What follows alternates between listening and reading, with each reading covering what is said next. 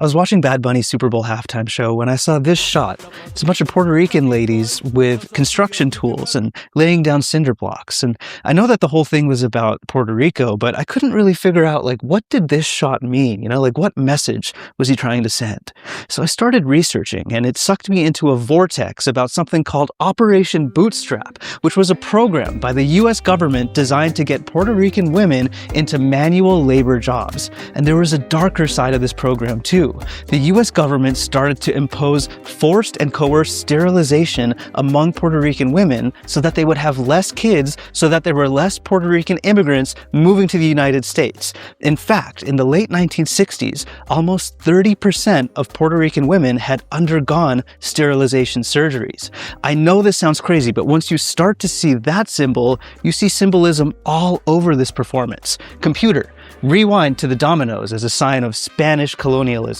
Fast forward to the modern day power lines, which signify American imperialism. Am I going crazy? Maybe, but also maybe this is a masterclass in anti-colonial rhetoric. So let's hang as I show you all of the hidden symbols of anti-colonialism in Bad Bunny's halftime show. The show opens with laborers working in sugarcane fields, but Puerto Rico wasn't always a plantation colony. Before the Spanish arrived, it was the land of the indigenous Taino people who called their island Borican. But in 1492, Columbus sailed the ocean blue. And he brought with him this magical plant called white gold, or sugarcane. Sugarcane needs humid climates and plenty of manual labor to maintain and grow it. It reshaped the island's landscape around export agriculture, and it introduced the plantation system that we know of today, which was often tied to slavery and colonial control. But most importantly, sugarcane was the tool that locked Puerto Rico into a future of colonization. So that's the context of where Bad Bunny starts his performance. And then computer, fast forward and pause, enhance. Dominoes! We've got old guys playing dominoes, a classic Puerto Rican street scene. Or is it? Dominoes were brought to Puerto Rico and the rest of the Americas by the Spanish in the late 1700s, and it became a popular game among the working class, so day laborers, dock workers, and especially the Afro-Caribbean community. And in fact, dominoes were so popular in Puerto Rico that even today there is a version of the game called Puerto Rican Dominoes. Okay, computer, please fast forward to the Latina baddies that I told these guys about earlier. Yeah, that's perfect, thanks. And I'm gonna start my painting because I've already told you a bit about this, and you're probably going to want to buckle up because it's about to get really weird. See, Operation Bootstrap was a program by the United States government that was designed to modernize Puerto Rico's economy. Puerto Rico was largely agricultural, and there was interest from the United States to turn it into more of an industrial economy. The program argued that Puerto Rican women were an underutilized labor force, and they said that the productivity of Puerto Rico would be greater if they could get women to do more of that labor. So this same program is responsible for the majority of the housing infrastructure in Puerto Rico in homes called casas de cemento, or cement homes, which is where you get those cinder blocks. And that's why you have these women who are building houses out of cement. And you're actually going to see a cinder block house in the next scene. He carries that theme through. But with industrialization came another and much darker chapter, mass sterilization. And these mass sterilizations were referred to in Puerto Rico as La Operacion. By 1969, I had mentioned earlier, about 30% of all Puerto Rican women had undergone these surgeries. So why would the US want to do this? Well, that's a great question. See, the US officials were deeply concerned that Puerto Rico's overpopulation would lead to an increase in migration in the United States homeland. The US government was concerned that Puerto Ricans would join a growing pool of marginalized laborers here in the United States.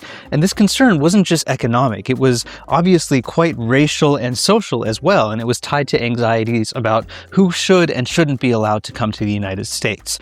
Now, there's an entire episode I could do on Operation Bootstrap, and frankly, I should do one, but for now, I'm going to write about it on my Patreon, and if you'd like to support me, you should go check it out over there. I'd really appreciate it. But the show keeps moving, and so do we, so computer, keep it playing while I do a little painting. So, all right, we see Puerto Rico building up. Again, you see that labor and culture are two sides of the same coin. You can't really have one without the other. All right, now he's dancing. He's standing on top of a casita. You have electric lamps hanging out in front. Computer, zoom in on Pedro Pascal doing something something creepy with his hands? Great. Yep. Just keep that there for a second. All right, fast forward. He's dancing. We have a wedding. So here he is, and he's about to perform his hit single, Nueva York, or New York. So why does he out of nowhere jump to Lady Gaga? Well, do you mean Lady Gaga, the pop star who comes from a long line of Italian immigrants in New York? Italian immigrants who came to join a growing pool of marginalized laborers? See, Italian immigrants were the ultimate outsiders of New York. They were not fully accepted, they were never fully white, they were pushed into working class labor, and over time they became absorbed into the American mainstream. Italians in many ways paved the way for future waves of immigrants to come to New York City, and that includes a massive wave of immigration from Puerto Rico to New York shortly after World War II. Now that wave of immigration brought with it an immigrant named Tonita, who is right here. Computer, enhance, zoom in on Tonita.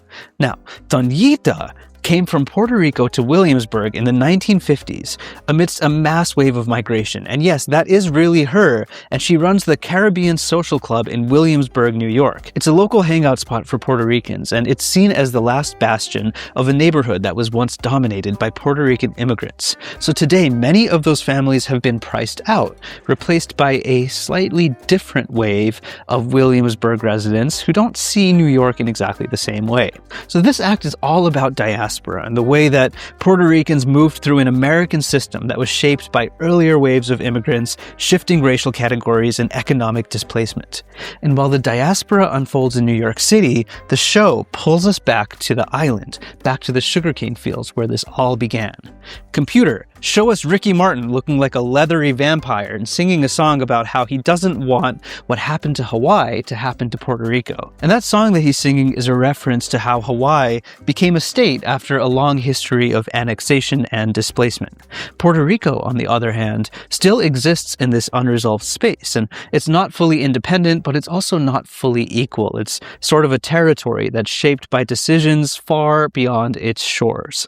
And that is very much a modern-day fight, which means that Bad Bunny's history lesson is now over, and for the rest of the show, he's going to show us how Puerto Ricans grapple with modern-day imperialism. Computer, how much of the show is left? 25%. I wonder what he's going to talk about for the last quarter of the performance. Maybe it's some kind of commentary on how Puerto Rico's power grid is an enduring symbol of American imperialism. Oh look, power lines. Puerto Rico's power grid was installed as part of, you guessed it, Operation Bootstrap. So it was designed to attract major American businesses like Ford and General Motors to open plants in Puerto Rico. So these corporations were promised low-cost power, and up went cheap, fast, efficient power grids designed to prioritize corporations over the people that live there. And decades later, that power grid still powers Puerto Rico today and shapes how Puerto Rico deals with storms, outages, and recoveries, like in the aftermath of Hurricane Maria in 2017, when the island lost electricity entirely, triggering the longest electricity blackout in American history. Some communities went months without power, and parts of the island didn't fully recover for nearly 11 months. The disaster drew global attention, not just because of the storm, but because many critics argued that America's response was slower and less coordinated than recovery efforts on the mainland, raising questions about how a U.S. territory should be controlled and serviced by the U.S. And what is more powerful than a symbol of modern-day control than literal power? Well, maybe just one thing. Computer, fast forward to the part where he picks up the Puerto Rican flag. That's the Puerto Rican flag, right? Wrong! That is the light blue Puerto Rican flag, which was banned 70 years ago. Light blue was the original colorway, and it's a version that is long associated with the independence movement, one that was politically suppressed during much of the 20th century. So after the US imposed the gag law in 1948, expressions tied to Puerto Rican nationalism and independence, including flags and songs and speech, could be criminalized. So the only flags Puerto Ricans could wave were those that had the exact same color blue as the shade of blue on the American flag. So there it is, a masterclass in colonial history, sandwiched between two kind of boring Super Bowl halves. Thank you for watching, and I'll see you next time on Painting the Past.